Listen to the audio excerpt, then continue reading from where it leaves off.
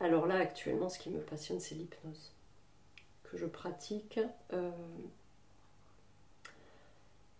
L'hypnose, la réflexologie aussi, mais l'hypnose, c'est tellement infini et tellement incroyable que il y a tellement de possibilités dans l'hypnose.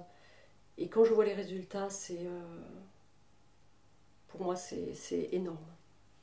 C'est vraiment une passion et je passe beaucoup de temps dessus.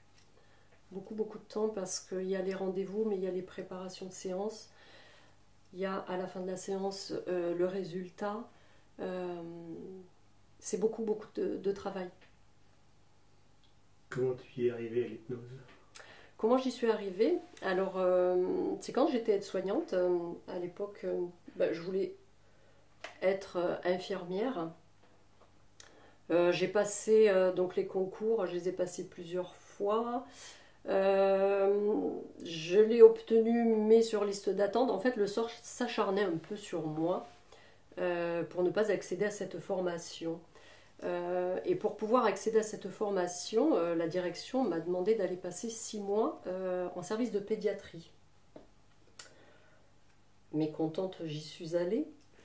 Et j'y suis allée pour quelque chose finalement dans mon destin, puisque là j'ai pu voir une puéricultrice pratiquer de l'hypnose sur les enfants.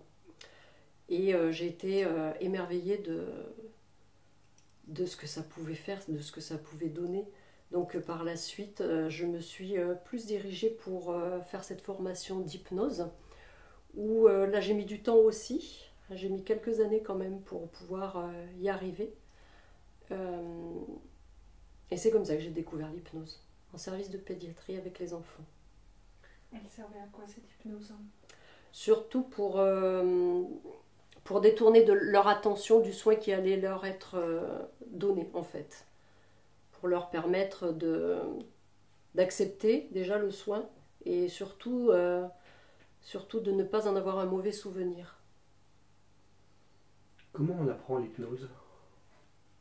Par une formation qualifiante, parce qu'il y a différentes formations d'hypnose.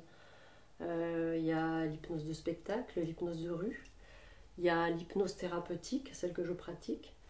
Et là, il faut faire attention où on va se former parce que c'est vraiment très important. Il n'y a pas de réglementation dans ces médecines douces, tout comme la réflexologie aussi. Euh, la qualité de la formation est vraiment l'importance, en fait, par rapport à cette formation. Donc moi, je me suis dirigée vers une école qui est à Montpellier, hein, qui est certifiée Calliope, qui, qui forme déjà depuis des années. Et puis après, c'est aussi au feeling avec les formateurs. C'est l'importance est là aussi. Il faut que ça passe bien. C'est quoi cette certification dont tu parles? Calliope, c'est une certification qui est demandée, c'est un gage de qualité en fait de formation. Qu'est-ce que tu peux dire aux personnes qui sont sceptiques par rapport à l'hypnose? Il y a beaucoup de gens qui sont sceptiques et il y a beaucoup de gens qui en ont peur.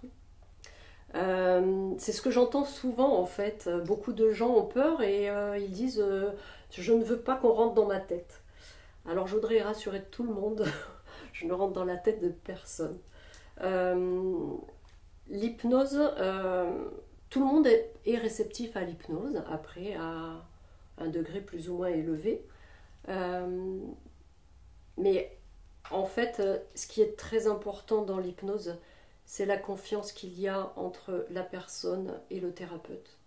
C'est ce qu'il y a de plus important pour pouvoir accéder en fait aux séances d'hypnose et à partir dans un état de conscience modifié.